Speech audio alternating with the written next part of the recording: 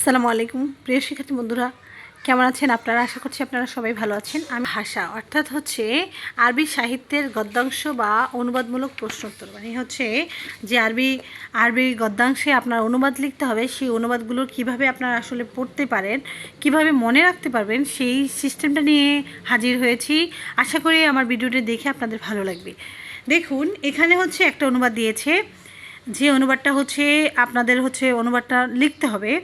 তো অনুবাদ লিখবেন, যেহেতু আমি তো আগেই বলেছি হচ্ছে অনুবাদ লিখতে হলেও প্রথমে হচ্ছে মুকাদ্দামাত দিবেন, তারপরে মাখাজ, তারপর মুনাসাবা। মুকাদ্দামাত হচ্ছে আপনি অনুবাদের সম্পর্কে কি বলেছে, যেমন আল্লাহ তাআলার কাছে আমরা হেদায়েত চাই, আল্লাহ তাআলার কাছে একটা ভূমিকা উপস্থাপনা করে দিবেন, অর্থাৎ হচ্ছে মুকাদ্দামাত লিখে দিবেন। তারপর হচ্ছে মাখাজ দিবেন। মাখাজটা হচ্ছে কি, আলোচ্য আরবি শব্দগুলো হচ্ছে গ্রহণ করা হয়েছে ইতিসালিয়াতুল আরবিয়াতুল লুগাতুল আরবিয়াতুল ইতিসালিয়া গ্রন্থ থেকে, এই কথাটা বলে দিবেন। এরপরে হচ্ছে মুনাসাবা হচ্ছে দিবেন, যে এখানে মহান আল্লাহ তাআলা একমাত্র আল্লাহ তাআলারই জন্য সমস্ত প্রশংসা, এবং আমরা আল্লাহ তাআলার ইবাদত করি, আল্লাহ তাআলার কাছে হচ্ছে ক্ষমা প্রার্থনা করি। এই কথাটা খুব সুন্দর করে গুছিয়ে মুনাসাবাতে 1 লাইন অথবা 2 লাইনের মধ্যে লিখে শেষ করে ফেলবেন।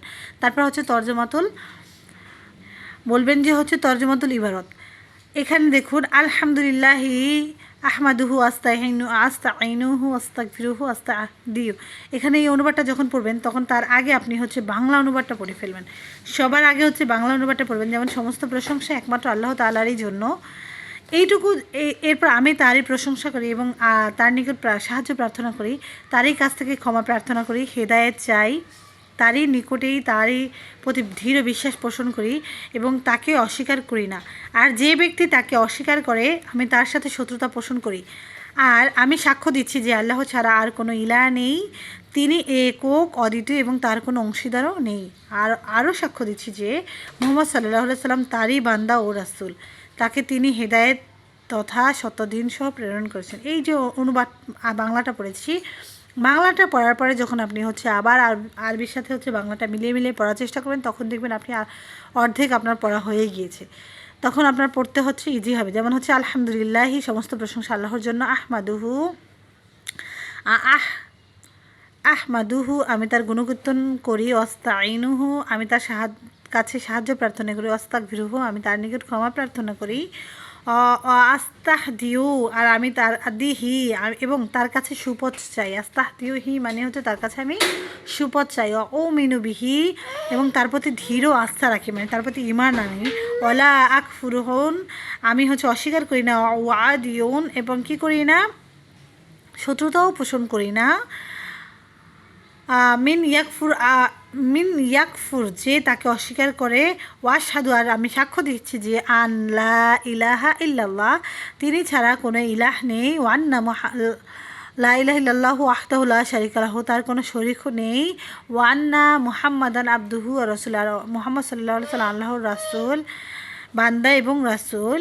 আর সালাহু আল্লাহ তাকে প্রেরণ করেছেন বিল হুদা হেদায়েত দিয়ে, অদিনুল হক কি সত্য দিন সহকারে আল্লাহ তাআলা তাকে প্রেরণ করেছেন, মানে তাকে তিনি হেদায়েত এবং সত্য দিন সহ প্রেরণ করেছেন।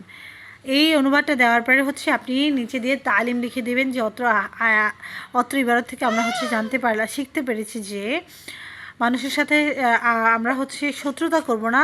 আর আল্লাহ তাআলা আমাদের সৃষ্টিকর্তা, তাকে হচ্ছে তিনি আমাদেরকে সৃষ্টি করেছেন, এবং আল্লাহ তাআলাকে আমরা এটা বলে স্বীকার করি যে আল্লাহ তাআলা ছাড়া কোনো ইলাহ নেই, তিনি এক এবং অদ্বিতীয়। এই কথাগুলো হচ্ছে তালিমে দিয়ে ফেললে এবার হাসিল পরিশেষে বলা যায় যে আমাদের আল্লাহ তাআলার প্রশংসা জ্ঞাপন করা উচিত এবং আল্লাহ তাআলার গুণকীর্তন বর্ণনা করা উচিত, তারই ইবাদত করা উচিত। এই কথাগুলো আমরা হচ্ছে শেষে দিয়ে ফেলবো ইনশাল্লাহ। যদি এভাবে অনুবাদটা দেওয়া যায়, আপনি কাঙ্ক্ষিত নাম্বারটিও পেয়ে যাবেন, আর হচ্ছে লেখাটা দেখতেও খুব সুন্দর গুছানো হবে। আসসালামু আলাইকুম রহমতুল্লাহি ওয়া বারাকাতুহু।